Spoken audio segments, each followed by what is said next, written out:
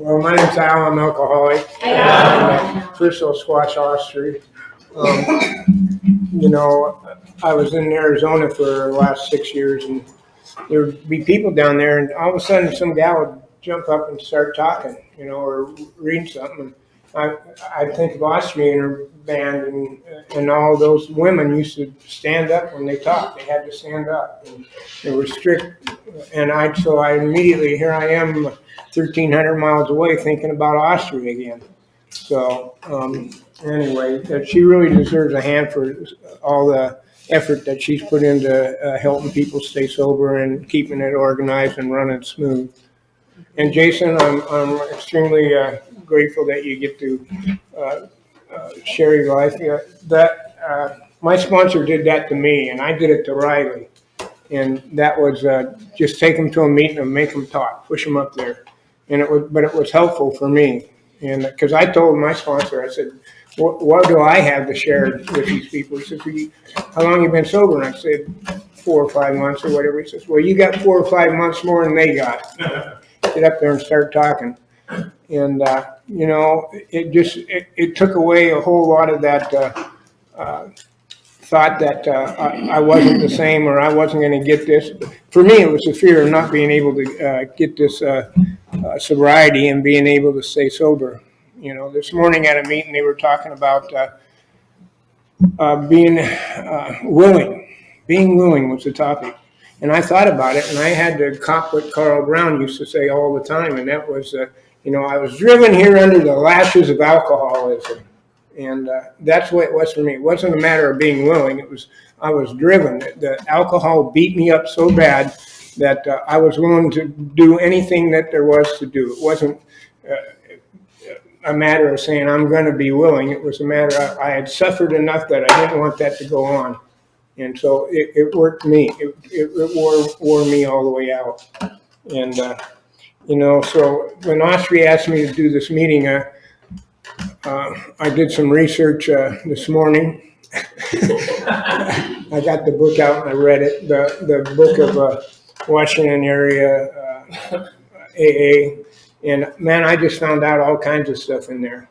For all the people that might have been halfway in, even beginning to cringe at Jason and his drug episode there and talking about drugs in a meeting, in the very back of the book, it says it's talking about how, and the people that started this, they struggled with all kinds of problems. And one of them was people coming into the meeting being drunk, or people coming in and drinking. And so they would kick them out for a month, or 2 weeks, or a week. And a lot of that's been going on lately that I've been hearing about from people. And at the very end, it says, what we had to settle on, what we finally came down was that if you smoke opium, you can't get in the elevator. No smoking opium in the elevator. That's what they said. And I used to really rely on that pamphlet that says about drugs, that we were but pikers compared to the people that use drugs. And a lot of people don't know what a piker is, but if you don't know what it is it's a person that used to hang out at Pikes Peak, and he'd be in the store and he'd dress up like a mountain climber. And he never climbed the mountain. He just hung around and pretended like he was a mountain climber. And so he reaped all the rewards while the other people were out climbing the mountain. And so it says that we were but pikers compared to the drug addicts. And but it also says you can't help them out at all. And that worked. That also works into my program a little bit, that you can't even help the alcoholics. It says that you can, but you can't. We have to try and do something we can't do. If I could do it, I would. I mean, I would talk people out of drinking left and right, but you can't do it. It doesn't matter. It just keeps coming back. I'll tell you how I got here. I was in the treatment center. I was in the studio club, and when it first turned over co-ed, and so they were saying I should go up to a place called the Big Hall and go to Alcoholics Anonymous. So I got a pass one weekend, and I went, and I got on the bus, and I went up to Pine Street there, and got there, and I remember walking up, I think it was a flight of stairs to the dance floor up there, and there was a small restaurant, and I pulled on in there, and there was a coffee bar on one side, and I don't know if it was Shorty or who it was at the time, but anyway, I got a cup of coffee, and they gave it to me, and it was on a saucer, and I sat down at a round table, and I was drinking my coffee, and I was doing what they said to do at the treatment center, was to go to Alcoholics Anonymous. So I thought I was doing that. And over at the table next to me were 4 older guys. And it was Doc Lyons, and it was some of the real pioneers of this program that were mentioned in that book that I was talking about this morning. And they were dressed in polyester suits. They looked like they were out of the late 20s, early 30s, with their double-breasted polyester suits, with stuff dripped off of them and stuff. And a couple of them had big bulbous noses, big, blistered up noses. And they were sitting there, and one of them turns around to me and says, "Got any questions?" And I thought about it for a minute. No, I didn't have any, because I figured I was doing the same thing they were doing, and that was sitting there having coffee, which was way different than for me, which would have been down in the bushes drinking wine. I don't know about anybody else, but that's where I got to. That's where alcohol had taken me. I was a skid row, falling down, piss your pants, sniveling wino. And when the guy said that, I recognized it right away. That's what I was. And so anyway, what happened was I went back to the treatment center, and I was sitting there. It was a Friday night, and they said, "Going to AA dance. All those that want to go to the AA dance, get in the van." And so all these people piled off and went to the AA dance. And when they came back later at about 10:30 or 11 o'clock, they were laughing and giggling and having a good time, and I thought, those son of a bitches are getting loaded. And so the next time they announced that there was an AA dance, I was the first one out. I was in the back of the van, and I was settled in. And we went to the AA dance. We got up there, and I had never danced drunk, and I never danced sober. But all of a sudden, I was asked to dance by a couple of gals up there, and I did. I did whatever I thought I danced anyway. But and so there was one gal. She was pretty good looking. So a little later, I went and asked her to dance, and that was way out for me. And so I asked her if she was sober, and she said yeah. And I said, well, is there any way I could get a hold of you maybe, and outside of here? And she said, yeah, I go to this place called Fremont every day for lunch, and there's free lunches there. And I thought, cool, okay, well, thanks. And so the next day, it was Monday or something like that, or next Monday, I went down to this place called Fremont and went in, and they had these old stale tuna fish sandwiches and coffee, and so I ate that, and she didn't show up. And the next day she didn't show up. And the third day she didn't show up. And I was just about to call the romance off and walk out of there and go get drunk. And but the guy sitting next to me pipes up and he says, if you don't drink, you don't get drunk. And I thought, no shit, listen to this stupid son of a bitch. And so I did, and I listened to him. And he piped on and on and on about all this, and trying to clock running backwards, and my mama didn't put me on a toilet stool backwards, and my problem isn't peanuts and Cracker Jacks, and this isn't a popularity contest. And so when he got done and he was all done, I leaned over to him. I said, hey, how long you been sober? He said, 8 years. And I was taken back by it, and I knocked me for a loop there, and I had to think that this dumb son of a bitch could do something I couldn't do, and that was stay sober. And so I started listening, and that was a gift that I was given, and that's when my AA started, was right then. I was given a pair of ears, and I started listening to the people around the tables, telling their stories, saying what they had to say, and a lot of it was parrot work, like we all hear at the meetings. People just say the same thing, and a day at a time. Well, how do you do it 2 days at a time? That's my question. Or I do it, live life on life's terms. Well, how else are you going to do it? Whether you like it or not, it's going to be on life's terms, not yours. And so anyway, I had all kinds of things that went through my mind early on. But some of them said they went to 2 meetings a day. And I thought, there we go. Them son of a bitches, lying. And so I came back that night, and there they were for their second meeting that day. And so I started going, and then on a pretty regular basis, I was still in treatment. And I was one of the first people at the time, and I heard they're doing this again. Somebody just said it the other day, that you could stay in treatment as long as you wanted, with no questions asked. They were going to let you stay. And it was a new program to see if it would work. And so all I had to do was once a day check in and check out. And so anyway, that's what I started doing. You know what I mean? So in fact, I even, at the studio club, I used to sneak out of there at night and go down the street, and there was a place called Nicky's Tavern at the end of the street.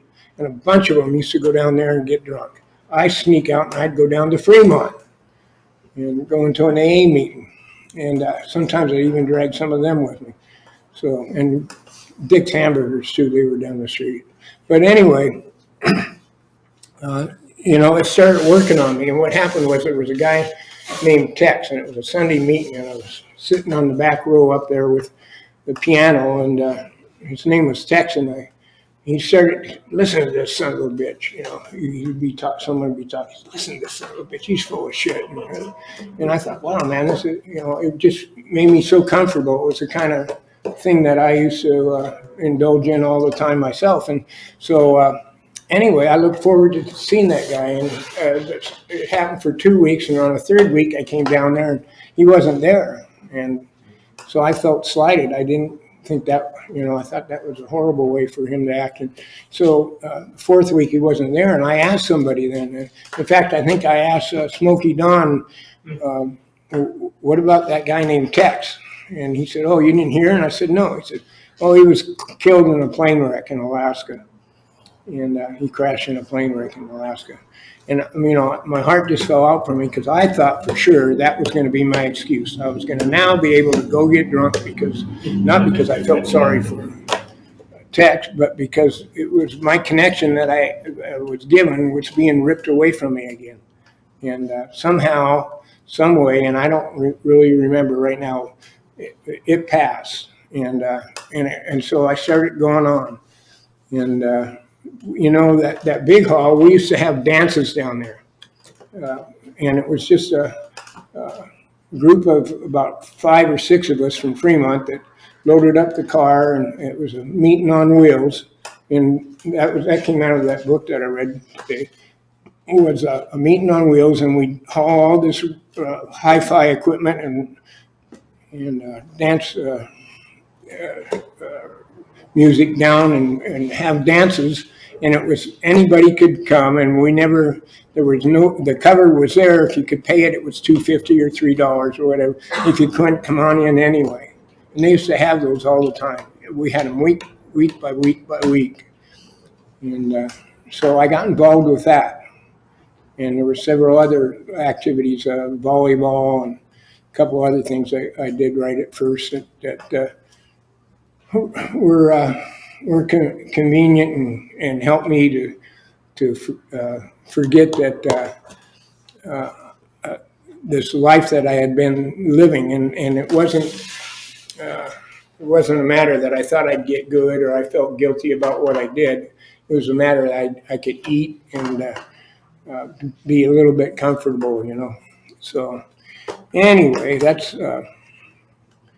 kind of what happened to me. Also, in that book that I read today, it said something about that's the worst part about staying sober a long time and start forgetting shit. But anyway, that book was loaded up with stuff for me about the big hall. And I can remember some of the characters and Shorty and Al, and just a whole string of them, and incidences where I was moved into going down to the hall. Fremont would elect you. If you went to a steering committee meeting, you probably were going to come out with a chore to do for them. One time I had to buy $1,400 worth of coffee and put it in my car and drive it around smelling coffee.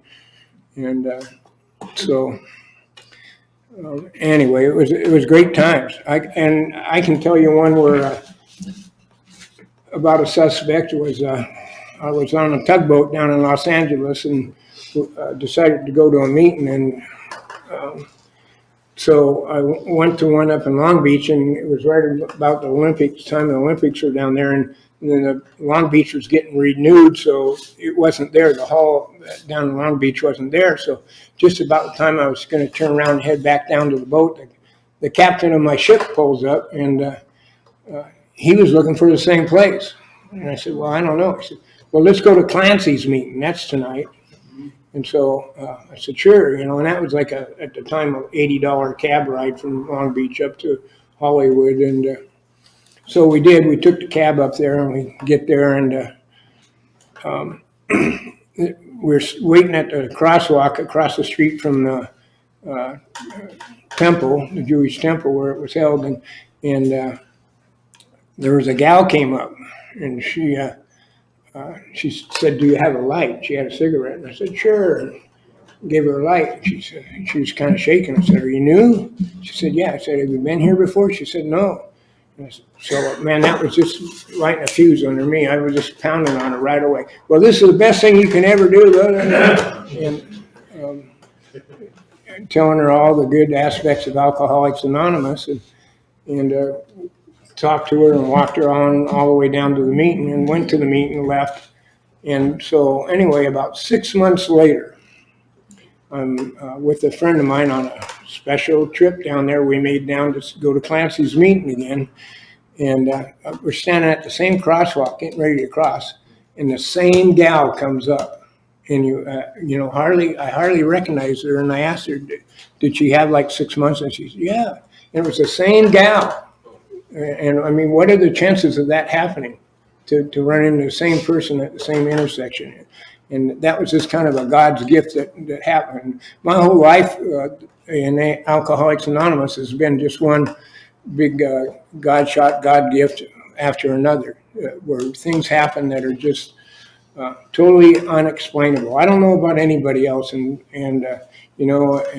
just before step 10, it talks about, and that's the miracle of it. This problem of alcohol is just removed, poof, it's just gone, and that's the miracle of it, and it says it right there. And so, anyway, it's not a matter that you have to do God this way or do it that way, or do the program this way or that way. It says that, for me, it says that, I don't know how other people interpret the program or whatever. It says that all I have that I can do is in the 12th step. It says that I can try and pass this on, and try and not the program Alcoholics Anonymous. The fact that I had a spiritual awakening changed my life, and for me that's extremely true. Today it's the greatest thing I got going, that I get to see on a big basis, time and time again, and wouldn't trade it for nothing. In fact, I just live in that world today. And then there's a place in the book. This is what's really funny, where it talks about the spiritual world of make believe, and so I had to explore that and find out what that was about. In the spiritual world of make believe, and so whether other people believe that or not, that's their business. I'm reminded of Wally Webb, and being an atheist. And the funny part about Wally Webb was when welfare came out with a GAU grant, a general grant, I went down and told them I was nuts. And they said, okay, go see this psychiatrist. So I went up and saw this psychiatrist, and I told her that I was nuts. And she said, okay, yeah. And I started getting welfare checks to go get drunk on. And that was his daughter. And years later, she came to the hall and was there. And this is just another one of them little connection miracles. And I got a bunch of them in this room tonight. And I kind of loaded this meeting up with my buddies. I'm going to be celebrating 47 years on June 14th, and Flag Day. And these guys have been with me all the way along, you know, and I can just all the way around the room be enthused by their enthusiasm. They've kept me sober, see, and yet you talk to them and, oh, Al did this and Al didn't do it, you know. It was a matter of God using me as a tool to pass the message along in many, many cases. And so, how am I getting on pretty good? I can't see that. 20 minutes? Oh, that's what you want? Oh, you want more? He's talked for 20 or Yeah. He's talked for 20. Yes, you got 10 more. Oh, okay. Well, I can tell some more stories about the Big Hall, I guess. I don't know. I can tell you some of the miracles. The greatest one was the Clancy Meeting one was a friend of mine, and he's gone past 20 years ago. Terry, he and I were both getting a divorce from our first wife at the same time. I was about a week or two ahead of him and another guy named Michael Harden, and I can use Terry's last name because he's dead, and I can use Michael's because he went back drinking. So anyway. So we would check in with each other every week. You know what happened to me? I got served my papers, and we were checking, and this is how I feel, and this and that. Well, one night I came out of the hall, and Terry was standing on the corner, kind of staring up at the sky. And for me, this is what really counts about Alcoholics Anonymous. For me, is that when needed, I have to digest everything else and put it on the side and focus on giving away the program. So I told Terry, I said, hey, let's go out to that new place, that 12 by 12. I heard there's some good looking chicks out there. We'll go out there at midnight and see what's roaming around. So we did. And on the way out there, we started talking about the program and spirituality and what we thought God was or wasn't or whatever. And we got out there, and all these chicks were talking about God. And so it fell right into what we were doing. So on the way out of there, I had to swallow my pride, and I said, Terry, I was saving this to hustle some fancy gal off. I said, how'd you like to go to a meeting tomorrow? He said, yeah, sure. I said, well, it takes all day to get there. He said, oh, I don't know. I got stuff I got to do. And I said, well, what do you got to do? He says, I got to turn in a music demo in Los Angeles tomorrow. He's got to send it down there. And I said, well, hey, that's perfect. That's where the meeting is. He says, well, I can't afford to go. So now this is where it really, I had to step up and forget the gal, help your friend, help somebody stay sober. And I said, well, that's where the meeting is. And he said, I can't afford to go. I said, I didn't ask you if you afford to go. I said, let's go. And he said, okay. And so at 7 o'clock the next morning, we were out to the airport. And we were dressed in sports coats and sunglasses and ready for LA. And so we go down to LA and we rent a T-top Camaro with a big boosting stereo system. And we're driving all over Hollywood and all around. We get up to Studio City and Terry makes his tape. And we were waiting in at the time, a coffee shop. And it was pretty new. And we were smoking cigars and drinking espressos. And the lady came over and said, you guys got to go. We got kicked out on the espresso. So anyway, we went over and he got to turn in his tape, and then we went to all the clubs in LA that we could, Hermosa Beach, on and on all of them, and looked up some of the people that we had known that had sobered up and were down there. And anyway, it got late at night the next night. And I said, you ready to go? He said, yeah. I said, well, let's go turn the car in and get something to eat. He said, yeah, okay. So we go down and turn the car in, and we're walking by this place, and I've seen it many times in the movies since, and it's live, new, 24 gals. I looked at Terry, and Terry looked at me, and why not? We're sober. And so in we go, and we go in, and it was kind of strange. We went in and went through one of them turnstile deals. And the gal says, come on, and she takes us, and we go behind the serving bar and then back into another room, and there was twin doors there when they had the round window in it. And she says, and this is our alcoholic side. She says, but I can't work there, but 3 nights a week I just can't do it. I end up getting drunk, and we'll go out here. So we went out where was the non-alcoholic side, and we said we wanted to get some food, and she said, well, we're not serving until 5 o'clock. We'll take an orange juice then. And so she went to get the orange juice, comes back, and Terry's wearing a little medallion, a triangle. And she says, what's that? He said, oh, it's an organization I belong to. She says, which one? She says, Alcoholics Anonymous. And she says, oh, I'm a member too. And so she's shining on about how her excuse had to work here 3 nights, there 2 nights, and she kept getting drunk. Finally, I got sick of it. I said, sit down. And started pounding her about staying sober and how this is what she had to do, and 90 meetings in 90 days, all the crap. And all of a sudden, it's time for her to go on stage. And so they call, Cindy, your turn. So Cindy goes to get ready and take her clothes off, but not on, but take them off. And Terry and I are sitting there, and another waitress comes by. And she says, hey, what's that mean? A symbol. He said, oh, it's an organization I belong to. She says, which one? He says, Alcoholics Anonymous. She says, oh, I'm a member too. Sit down. And so,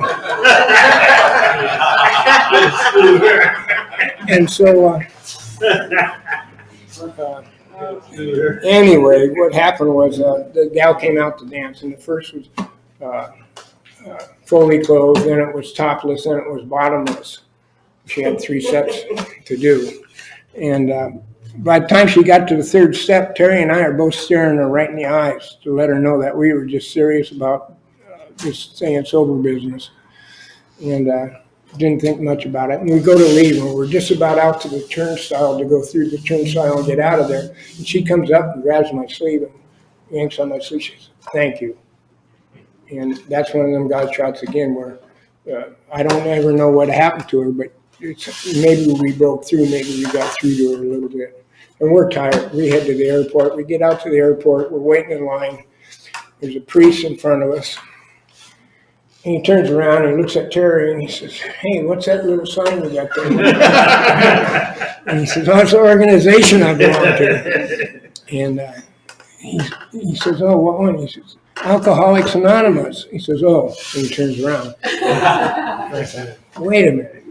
I tapped him on the shoulder. I said, you mind if I ask you a question? He says, no, what? I said, why were you interested in his little thing? And he goes like this, and he pulls one out.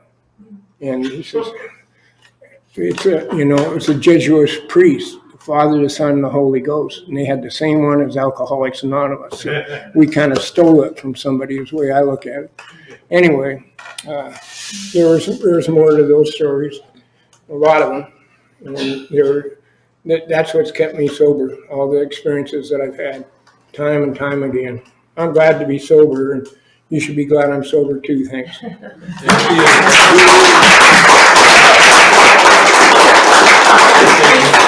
you.